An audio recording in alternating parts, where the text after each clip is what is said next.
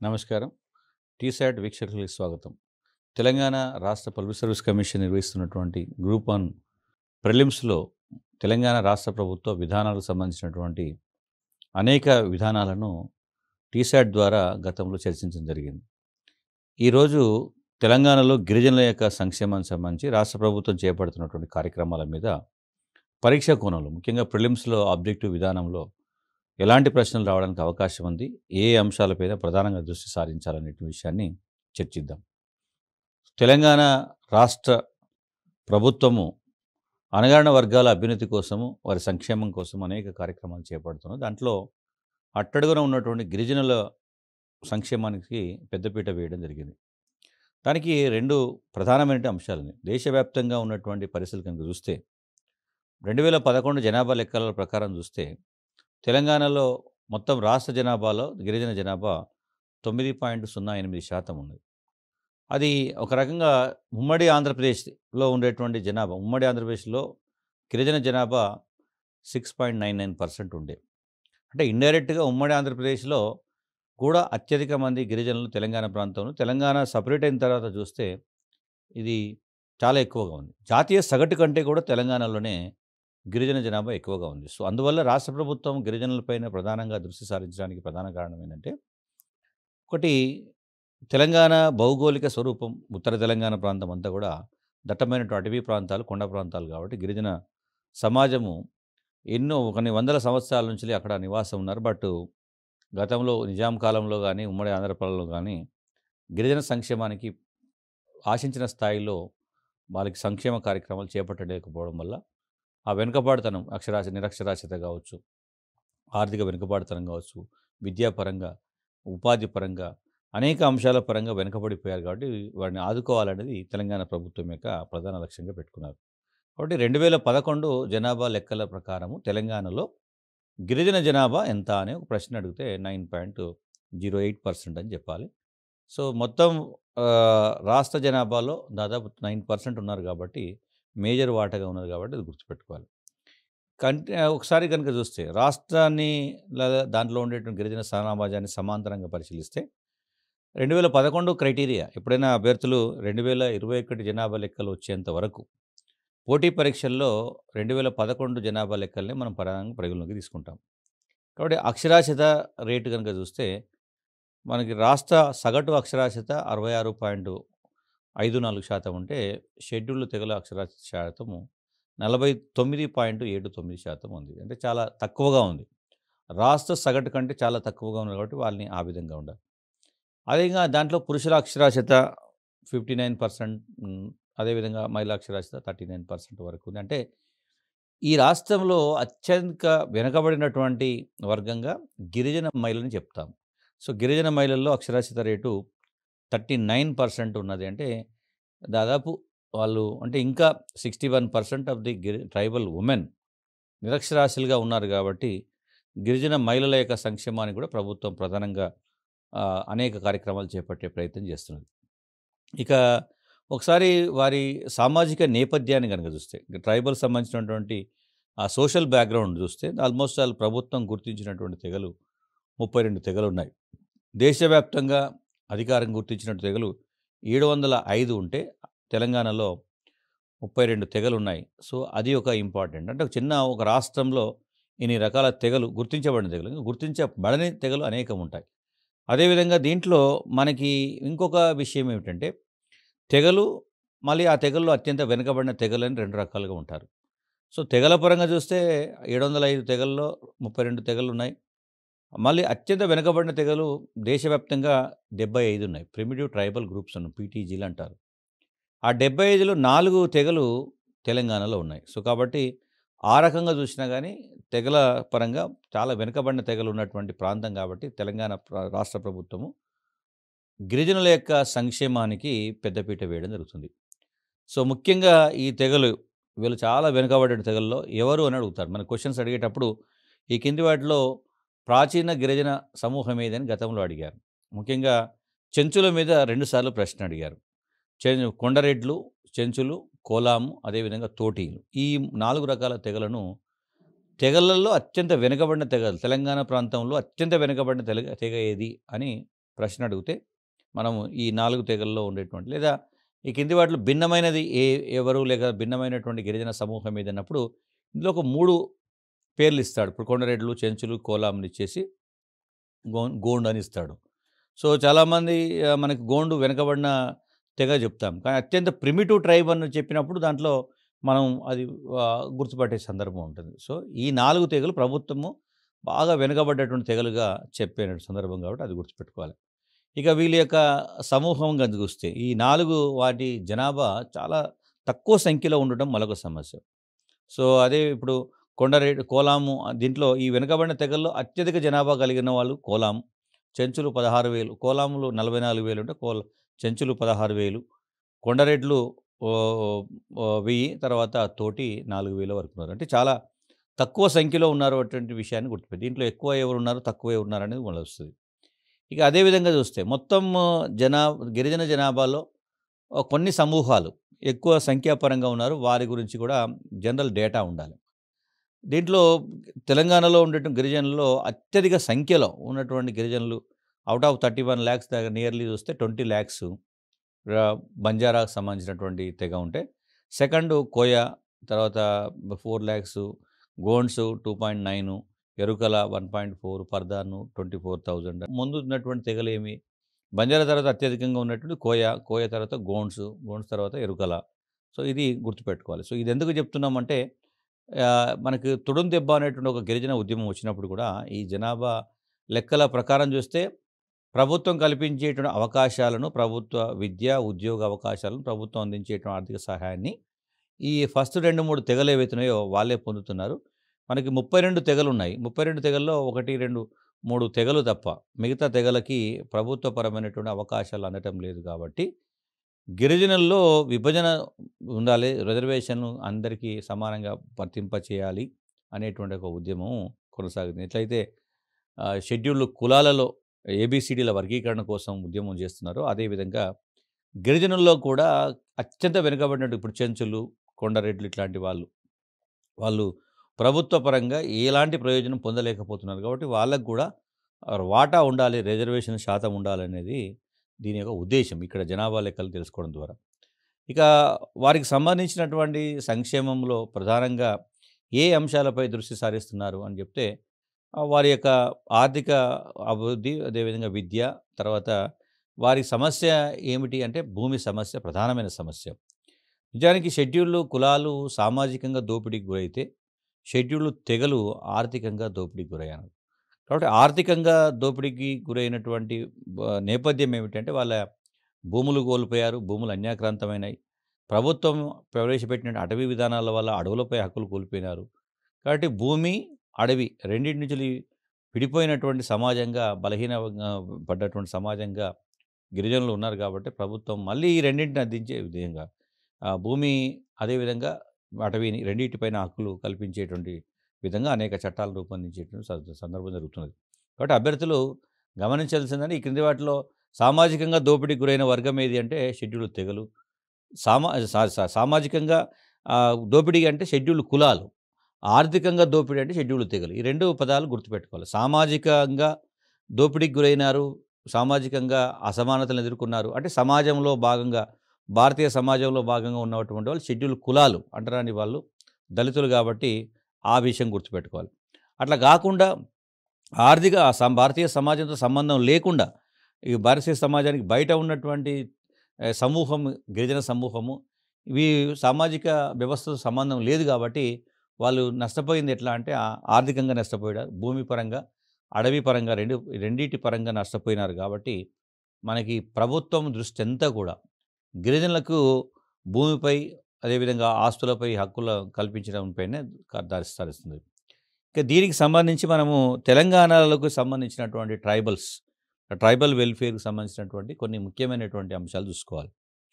కేంద్ర ప్రభుత్వం భారత రాజ్యాంగంలో ఉండేటువంటి అనేక నిబంధనలను ముఖ్యంగా గిరిజనలకు సంబంధించినటువంటి మౌలికంగా గిరిజనుల గుర్తింపుకు సంబంధించినటువంటి 342 నిబంధన ఏదైతే ఉందో దాన్ని మొదలుకొని అనేక నిబంధనల్లో ట్రైబల్స్ను రక్షించడానికి ఒక ప్రత్యేకమైనటువంటి వ్యవస్థను ఏర్పాటు చేయాలనేటువంటి మెసేజ్ రాజ్యాంగంలో ఉంది. సో, దాంట్లో కొన్ని ప్రాంతాల్లో దేశంలోని కొన్ని ప్రాంతాల్లో మనకి షెడ్యూల్డ్ తెగలు ఎక్కువగా ఉన్నటువంటి ప్రాంతాలు ఏవైతే ఉన్నాయో వాటిని భారత రాజ్యాంగంలోని 244వ నిబంధన ప్రకారము 5వ షెడ్యూల్, 6వ షెడ్యూల్ 2 షెడ్యూల్స్‌ని క్రియేట్ చేశారు. సో, చాలా ఎక్కువ జనాభా ఉన్నటువంటి ఈశాన్య రాష్ట్రాలు మేఘాలయ, అస్సాం, మిజోరాం, త్రిపుర ఏదైతుందో అట్లాంటి రాష్ట్రాల్లో మనకి 6వ షెడ్యూల్ కింద ఆహ్, స్వయం ప్రతిపత్తి ఉన్నటువంటి జిల్లాల ఏర్పాటు జరుగుతుంది. కానీ అవి కాకుండా మైదాన ప్రాంతాల్లో మిగతా ప్రజలతో కలిసి జీవిస్తున్నటువంటి గిరిజనులు ఎవరైతే ఉన్నారో వారి అభివృద్ధి కోసం, వారి సంక్షేమం కోసము 5వ షెడ్యూల్‌లో ఉండేటువంటి ప్రాంతాలు, గిరిజన ప్రాంతాలను 5వ షెడ్యూల్‌లో చేర్చారు. సో, ఇప్పుడు మనకేందంటే తెలంగాణలో గిరిజన జనాభా ఎక్కువగా ఉంది అని చెప్పడానికి ఇదొక సోర్స్ ఏంటంటే దేశవ్యాప్తంగా 5వ షెడ్యూల్‌లో ఉండేటువంటి జిల్లాలలో తెలంగాణ ప్రాంతంలో 9 జిల్లాలున్నాయి. అది వండర్ ఏందంటే 33 జిల్లాలు మనం ఇప్పుడు కొత్తగా చెప్పుకుంటున్నాం. ఈ 33 జిల్లాలో 9 జిల్లాలు, 9 జిల్లాలు 5వ షెడ్యూల్ పరిధిలోకి వస్తున్నాయంటే ఈ 9 జిల్లాలలో గిరిజనులు ఎక్కువగా ఉన్నారు అనేటువంటి విషయం గుర్తుపెట్టుకోవాలి. ఫర్ ఎగ్జాంపుల్ ఉమ్మడి ఆదిలాబాద్ జిల్లాకు సంబంధించి చెప్పేటప్పుడు కొమరం భీం, ఆసిఫాబాద్, మంచిర్యాల ఇవన్నీ కూడా ఉమ్మడి ఆదిలాబాద్ జిల్లాలో ఉండేటువంటివి. అదేవిధంగా ఉమ్మడి వరంగల్ జిల్లాలో ఉన్నటువంటి జయశంకర్, భూపాలపల్లి, మహబూబాబాద్, వరంగల్ అవి. తర్వాత ఉమ్మడి ఖమ్మంలో ఉన్నటువంటి భద్రాద్రి కొత్తగూడెం, ఈవెన్ ఖమ్మం. వీటితో పాటు మహబూబ్ నగర్‌కి సంబంధించినటువంటి వాళ్ళు నల్లబల్ల ప్రాంతం ఏదైతే నాగర్ కర్నూల్ ఉంది కాబట్టి నాగర్ కర్నూల్‌లో మనకి చెంచులు ఉన్నటువంటి ప్రాంతం ఇది. ఈ ప్లేస్ గురించి ఇంతకుముందు కూడా ప్రశ్న అడిగారు. సో, అభ్యర్థులు ఈ కింది వాటిలో తెలంగాణలో 5వ షెడ్యూల్‌లో లేనటువంటి జిల్లా ఏది అని అడుగుతాడు. సో, అది గుర్తుపెట్టుకోవాలి. 9 జిల్లాలు ఉన్నాయంటే ట్రైబల్‌కి ఇంపార్టెన్స్ ఇవ్వాల్సినటువంటి అవసరం ఉంది కేంద్ర రాష్ట్ర ప్రభుత్వాలు అనేటువంటిది ఇక్కడ మనకు స్పష్టంగా అర్థమవుతున్నటువంటి విషయం. ఇది కూడా మనకి ఇంపార్టెంట్ బిట్ లాగానే చూసుకోవాలి. తర్వాత ఒక రకంగా చూస్తే ఈ షెడ్యూల్డ్ ప్రాంతాలు 5వ షెడ్యూల్ కింద ఉన్నటువంటి షెడ్యూల్డ్ ప్రాంతాలు వాటి విస్తీర్ణం కూడా చాలా ఎక్కువగా ఉంది. ఫర్ ఎగ్జాంపుల్ ఓవరాల్‌గా చూస్తే రాష్ట్రం మొత్తం వైశాల్యంలో దాదాపు 13,924 చదరపు కిలోమీటర్లలో షెడ్యూల్డ్ ప్రాంతాలు విస్తరించి ఉన్నాయంటే చాలా ఎక్కువగా ఉన్నాయనే విషయం గుర్తుపెట్టుకోవాలి. సో, ఈ ప్రాంతాలలో మనకి షెడ్యూల్డ్ ప్రాంతాల పరిపాలన కోసము ఒక ప్రత్యేకమైనటువంటి మెకానిజాన్ని ఏర్పాటు చేశారు. ముఖ్యంగా గిరిజన ఉప ప్రణాళిక అనేటువంటిది 5వ పంచవర్ష ప్రణాళికల్లో ప్రారంభించారు. దీని మీద అనేక సార్లు ప్రశ్న అడిగారు. సో, ఉప ప్రణాళిక అనేది ఎప్పుడు ప్రతిపాదించారంటే 5వ ప్రణాళికల్లో. సో, దీని ఉద్దేశ్యం ఏందంటే రాష్ట్రాలు ముఖ్యంగా షెడ్యూల్ ప్రాంతాలు ఎక్కడైతే ఎక్కువగా ఉన్నాయో అక్కడ ఐటీడీఏలు ఇంటిగ్రేటెడ్ ట్రైబల్ డెవలప్మెంట్ ఏజెన్సీలను ఏర్పాటు చేస్తారు. ఈ ఐటీడీఏలు మనకి తెలంగాణలో 5 ఉన్నాయి. యాక్చువల్‌గా చాలామంది 4 ప్లేసెస్ గురించి చెప్తారు. ఉట్నూరు, భద్రాచలం, ఏటూరు నాగరమనం. బట్ తెలంగాణ రాష్ట్ర ప్రభుత్వము విడుదల సోషియో ఎకనామిక్ సర్వే తెలంగాణ ప్రభుత్వం ఇచ్చినటువంటి సమాచారం ప్రకారం చూస్తే మైదాన ప్రాంతాల్లో కూడా ఐటీడీఏ అంటే ప్లేన్ ఏరియా అంటారు. యాక్చువల్‌గా అది ట్రైబల్ డిపార్ట్మెంట్ వెల్ఫేర్ డిపార్ట్మెంట్‌లోనే అది అందరికీ తెలిసినటువంటి ప్రాంతాలు. మిగతా బయట అందరూ ఏమనుకుంటారు 4 ఐటీడీఏలు ఉన్నాయనుకుంటారు. కానీ ప్రభుత్వం ఇచ్చిన సమాచారం ప్రకారము 5 ఐటీడీఏలు ఉన్నాయి. అంటే ప్లేన్ ఏరియాలో కూడా ఐటీడీఏ ఇంప్లిమెంట్ అవుతుంది. కొన్ని ప్లేసెస్‌లో ట్రైబల్స్ ఎక్కడైతే ప్యాచెస్ లాగా ఉన్నారో అక్కడ కూడా ప్లేన్ ఏరియా అంటాం దాన్ని. సో, అది కూడా ఐటీడీఏ పరిధిలోకి వస్తుంది. 5 ఐటీడీఏలు ఉన్నాయనే విషయాన్ని గుర్తుపెట్టుకోవాలి. సో, ఇది ఐటీడీఏలు చాలా ముఖ్యమైనటువంటి అంశం. అభ్యర్థులు దానిపైన ఎక్కువగా దృష్టి పెట్టాలి. సో, అక్కడ అడ్మినిస్ట్రేషను ఐటీడీఏ ప్రాజెక్ట్ ఆఫీసర్ రేపు గ్రూప్ 1 ఆఫీసర్‌గా ట్రైబల్ డెవలప్మెంట్‌లో సెలెక్ట్ అయితే అక్కడ ఐటీడీఏ ప్రాజెక్ట్ ఆఫీసర్‌గా పనిచేసే అవకాశం కూడా ఉంటుంది.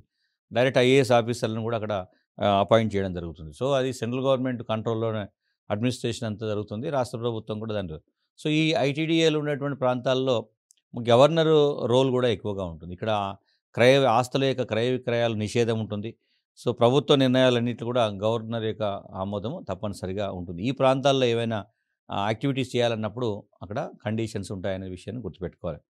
సో, తర్వాత మనకి మొత్తము రాష్ట్ర భౌగోళిక విస్తీర్ణాన్ని భౌగోళిక సమాచారాన్ని పరిగణలోకి తీసుకొని చూస్తే షెడ్యూల్డ్ ప్రాంతాలు ఆల్మోస్ట్ ఒక 85 మండలాల పరంగా చూస్తే 85 మండలాలలో ఉన్నాయి. దాంట్లో అంటే ఇండైరెక్ట్‌గా ఒక 30 మండలాల్లో ఎక్కువగా ఉన్నారు. ఒక ఒక 55 మండలాల్లో పాక్షికంగా ఉన్నటువంటి సందర్భాలుంటాయి.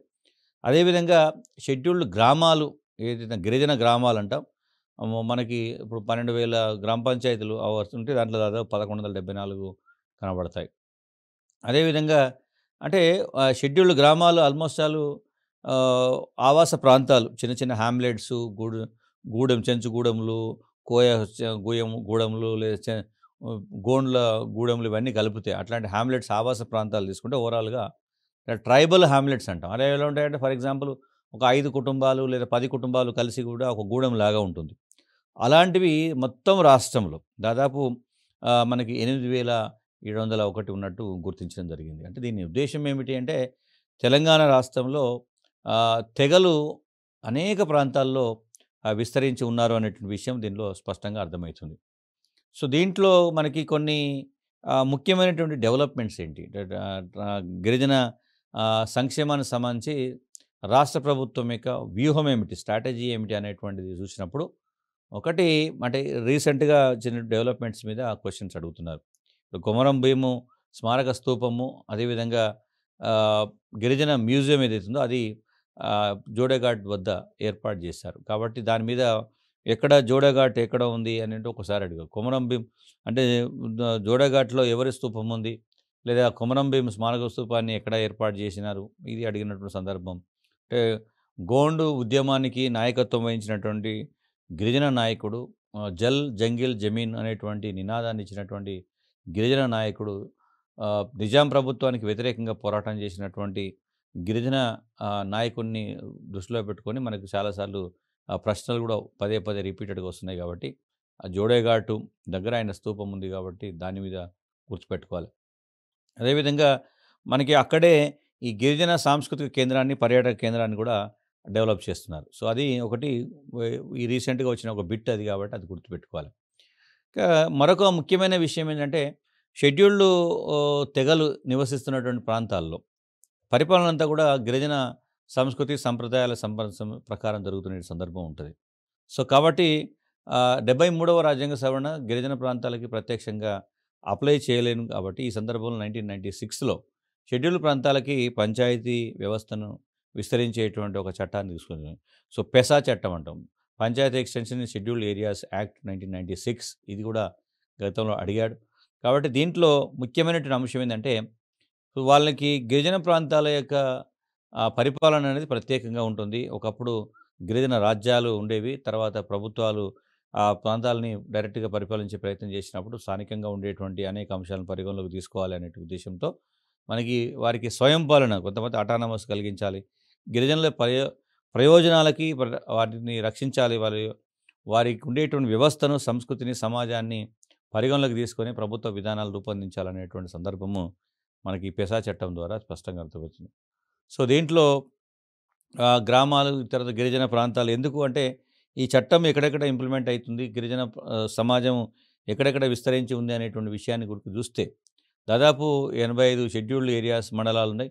ఇంతకుముందే చెప్పాము. ఈ గిరిజన ఆవాసాలు పల్లెల్లో ఓవరాల్‌గా చూస్తే అంటే ఈ పెసా చట్టానికి అమలు చేయాల్సినటువంటి అవసరం ఎందుకు ఉంది అంటే ఇవి తెలంగాణలో డైరెక్ట్‌గా అంటే అడ్మినిస్ట్రేషన్ అనేది మైదాన ప్రాంతాల్లో ఉండేటువంటి అడ్మినిస్ట్రేషన్‌కి, ట్రైబల్ ఏరియాస్‌లో ఉండేటువంటి వ్యవస్థకి అనుకూలంగా ఉండదు కాబట్టి దానికి ప్రత్యేకమైనటువంటి అడ్మినిస్ట్రేషన్ ఉండాలి అనేటువంటి విషయము ఇలా స్పష్టంగా కనబడుతుంది.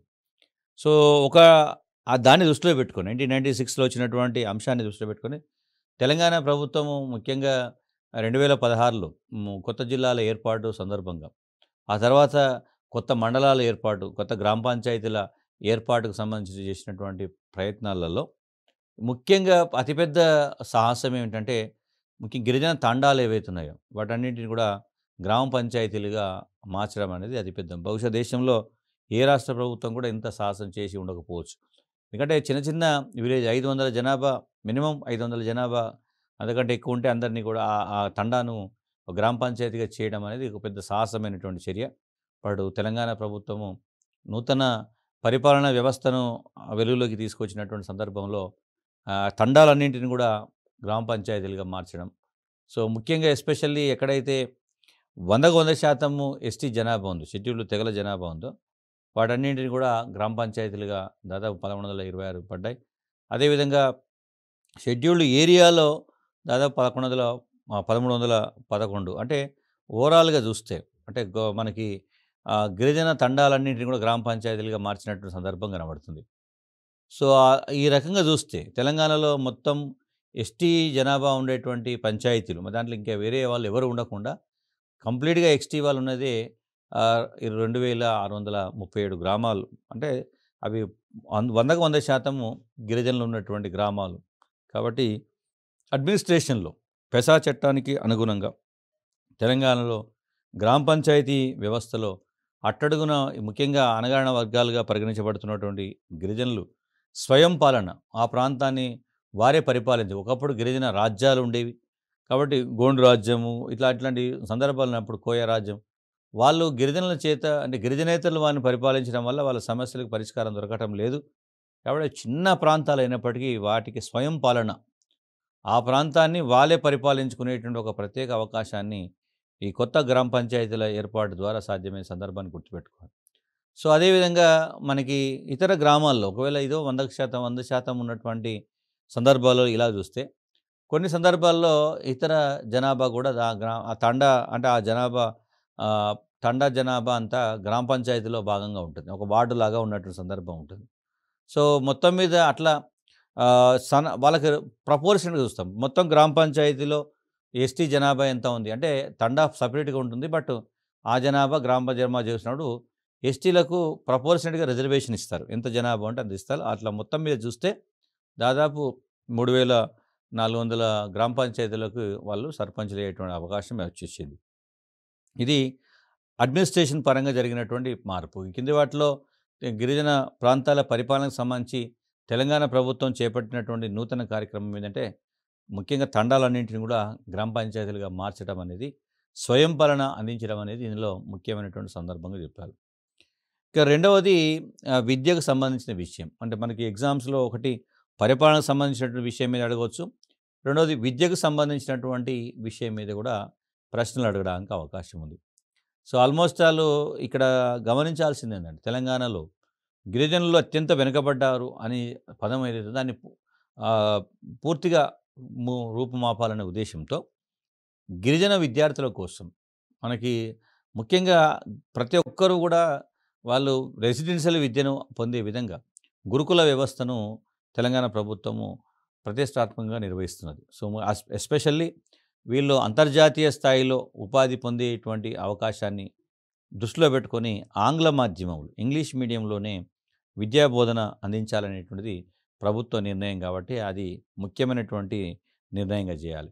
సో, ఆల్మోస్ట్ ఆల్ దీనికోసము రాష్ట్ర ప్రభుత్వం 326 గిరిజన ఆశ్రమ పాఠశాలలు ట్రైబల్ రెసిడెన్షియల్ స్కూల్స్‌ను అదేవిధంగా ఆల్రెడీ ట్రైబల్ ఏరియాస్‌లో ఉండేటువంటి గవర్నమెంట్ స్కూల్స్ ఏవైతే ఉన్నాయో దాదాపు ఒక 1432 గవర్నమెంట్ స్కూల్స్ ఉన్నాయి. సో, వాటిని ఆల్మోస్ట్ అన్నిటిని కూడా ఇంగ్లీష్ మీడియంలోకి కన్వర్ట్ చేయడము అదొకటి ముఖ్యమైనటువంటి అంశంగా చెప్పొచ్చు. ఇవి కాకుండా అదేవిధంగా మనకి ఈ గిరిజన ప్రాంతాల్లో ఉండేటువంటి ఈ ఆశ్రమ పాఠశాలలు ఏవైతే 326 ఆశ్రమ పాఠశాలల్లో ఇవన్నీ కూడా ఐటీడీఏల పరిధిలో ఉన్నాయి.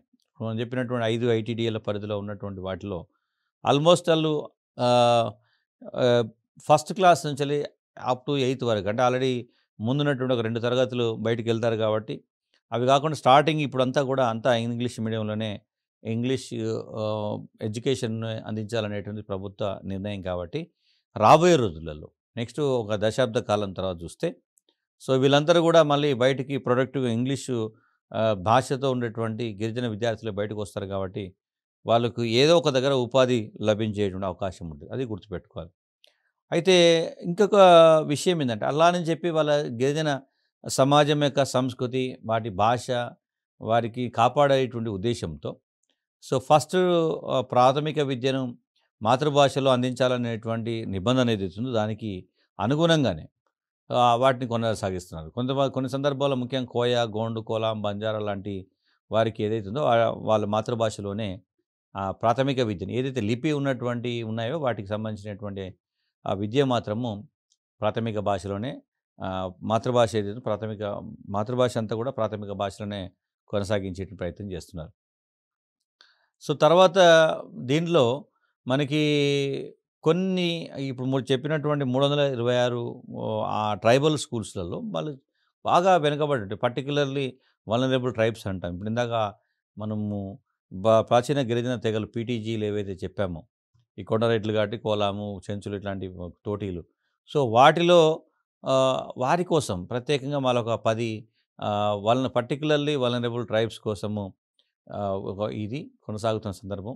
సో, ఇది మాతృభాషలోని వాళ్ళకి బాగా వెనకబడి ఇప్పుడు చెంచులు లాంటి వాళ్ళు చాలా వెనుకబడిపోయారు. ఇప్పుడు వాళ్ళకి మళ్ళీ ఆంగ్ల విద్యలో ఒకవేళ విద్య అందించాలని ప్రభుత్వం నిర్ణయం తీసుకుంటే వాళ్ళు మళ్ళీ స్కూలుకు వెళ్ళేటువంటి అవకాశం తగ్గిపోతుంది కాబట్టి, సో, ప్రభుత్వము ఆ నిర్ణయాన్ని ఈ ఈ విషయంలో ముఖ్యంగా ఈ ట్రైబల్స్ విషయంలో మాతృభాషలోనే విద్యను కొనసాగించాలని తీసుకున్నారు.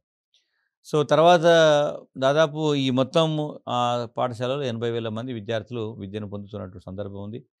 అదేవిధంగా ఆహ్, మొత్తం ప్రభుత్వము విద్యకు సంబంధించి ముఖ్యంగా ట్రైబల్ ఎడ్యుకేషన్ సంబంధించి అన్నీ కూడా ఫ్రీగా, ఉచితంగా అందించేటువంటి ప్రయత్నం చేస్తున్నది. వాళ్ళకి హాస్టల్స్ కావచ్చు, రెసిడెన్షియల్ కావచ్చు, ఈవెన్ అంటే ఈ పోస్ట్ మెట్రిక్ అంటే డిగ్రీ కళాశాల స్థాయిలో కూడా హాస్టల్స్‌ను నడుపుతున్న సందర్భం ఉంది.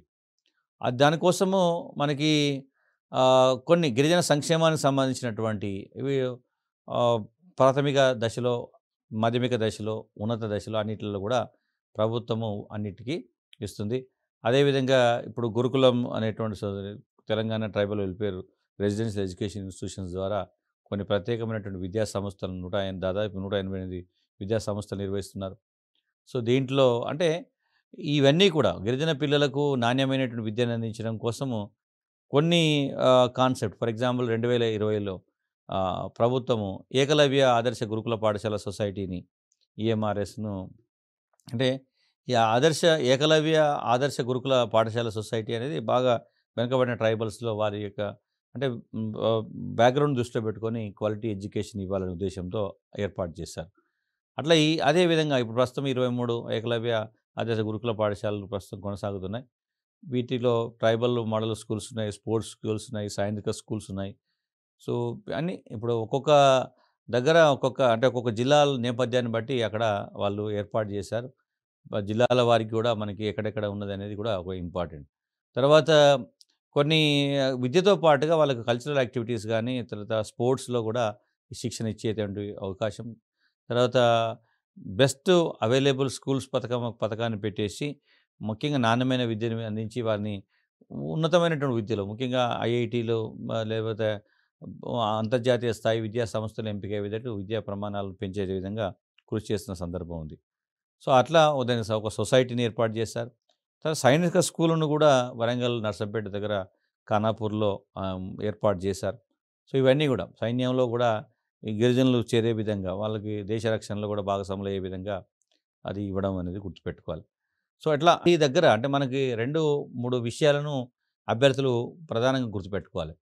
అంటే ఒకటి వారి ఆర్థికపరమైనటువంటి అంశాన్ని ముఖ్యంగా అటవీ హక్కుల చట్టాన్ని రాష్ట్ర ప్రభుత్వం కూడా నిర్వహిస్తున్నది. తర్వాత వెనుకబడేటువంటి ప్రాంతాల్లో ఎడ్యుకేషన్ మీద ఎక్కువగా ఫోకస్ పెట్టింది. అంటే ఫోకస్ అంతా కూడా ఎడ్యుకేషన్ అన్ని సమస్యలకు పరిష్కారం చూపుతుందనేటువంటి విషయాన్ని మనకి తెలంగాణ రాష్ట్ర ప్రభుత్వము చాలా స్పష్టంగా ఒక ఒక దేశానికి ఒక డైరెక్షన్ ఇచ్చే విధంగా ఈరోజు ట్రైబల్స్ కూడా అంతర్జాతీయ స్థాయిలో ముఖ్యంగా గురుకులంలో చదివినటువంటి గిరిజన విద్యార్థులు ఇప్పుడు పూర్ణ లాంటి గిరిజన పిల్లలు ఎవరెస్ట్ శిఖరాన్ని కూడా మరి అధిరోహించినటువంటి సందర్భం కనబడుతుంది. సో, అట్లా ట్రైబల్లో ఉండేటువంటి ఆ భావన ఏదైతుందో మేము మిగతా వెనుకబడిపోయాము అనేటువంటి భావనను రూపుమాపి వాళ్ళు కూడా ఈ దేశ రక్షణలో పాల్గొనేటువంటి ధైర్యం వాళ్ళకు ఉందనేటువంటి ఒక మెసేజ్‌ని ఇచ్చే విధంగా సైనిక స్కూళ్ళను కూడా ఈరోజు రాష్ట్ర ప్రభుత్వం ఏర్పాటు చేయడం. పిల్లలు అంటే ముఖ్యంగా గిరిజన విద్యార్థులకు చివరికి గ్రూప్ 1 గానీ లేదా సివిల్ సర్వీసెస్ లాంటి ఎగ్జామ్స్‌కి సంబంధించి కూడా శిక్షణ ఇవ్వడం. సో, ఇదంతా కూడా ట్రైబల్ వెల్ఫేర్ డిపార్ట్మెంటు చేస్తున్నటువంటి కృషి. దాని యొక్క రిజల్ట్ కూడా ఖచ్చితంగా పాజిటివ్‌గా వస్తుంది. సో, ట్రైబల్స్‌కి సంబంధించి చెప్పేటప్పుడు అది ఉమ్మడి రాష్ట్రంలో, ఉమ్మడి ఆంధ్రప్రదేశ్‌లో మనకు గిరిజన ప్రాంతాల పరిపాలన, గిరిజన సంక్షేమానికి సంబంధించి చేపట్టినటువంటి కార్యక్రమాలతో పోలిస్తే గత 8 సంవత్సరాలుగా తెలంగాణ రాష్ట్ర ప్రభుత్వము ముఖ్యంగా ఫోకస్ అంతా కూడా విద్య పైన పెట్టినటువంటి సందర్భం కనబడుతుంది. దాంతో పాటుగా ఈ ఐటీడీఏలను మరింత బలోపేతం చేయడం, ముఖ్యంగా ట్రైబల్ ఏరియాస్‌లో అనేక మౌలిక సదుపాయాలు కల్పన, ఇన్‌ఫ్రాస్ట్రక్చర్‌ను డెవలప్ చేయడం, రవాణాను సదుపాయాలు కల్పించడం, అదేవిధంగా అడ్మినిస్ట్రేషన్ సంబంధించి చెప్పేటప్పుడు వాళ్ళ స్వయం పాలన విషయంలో తండాలను గ్రామ పంచాయతీలుగా మార్చడం. ఇట్లా అంటే ఒక్కొక్క ఏరియా వైస్‌గా చూస్తే అంటే ఒక్కొక్క అంశాన్ని రాజకీయంగా చూస్తే ఆ పెసా చట్టాన్ని సమర్థవంతంగా అమలు చేయడం. అట్లా అదేవిధంగా గ్రామ పంచాయతీల ఏర్పాటుకు సంబంధించి కావచ్చు. ఆర్థికంగా చూసినప్పుడు వారిని ఆర్థిక రక్షణ కాకుండా వారికి భూమిపైన హక్కులు గిరిజనులకు భూ పంపిణీ కార్యక్రమం కావచ్చు, భూములపై హక్కుల కల్పన కావచ్చు అది చేయడం. సామాజికంగా చెప్పిన విద్యాపరంగా చెప్పినప్పుడు స్కూల్‌లో ఏర్పాటు, ఉపాధి పరంగా చూసినప్పుడు విద్యా అవకాశాలు విస్తరించడం. ఈవెను అంతర్జాతీయ స్థాయిలో విద్యను పొందేదానికి అంతర్జాతీయ ఓవర్‌సీస్ స్కాలర్‌షిప్స్ కూడా ఇవ్వడం అనేది ఇక్కడ ప్రధానంగా మనం గుర్తుపెట్టుకోవాల్సినటువంటి అంశం. సో, ఈ విధంగా తెలంగాణ రాష్ట్ర ప్రభుత్వము అణగారిన వర్గాల సంక్షేమానికి పెద్దపీట వేస్తుంది. దాంట్లో అత్యధిక వెనుకబడినటువంటి గిరిజనుల కోసము ప్రత్యేకంగా కార్యక్రమాలు రూపొందించి అమలు చేస్తుందనే విషయాన్ని మనకు పరీక్షలో అడగడానికి అవకాశం ఉంది గదా! వాటిని దృష్టిలో పెట్టుకొని ప్రిపేర్ కావాలని టీసెట్ ద్వారా ఆశిస్తున్నాం. Thank you.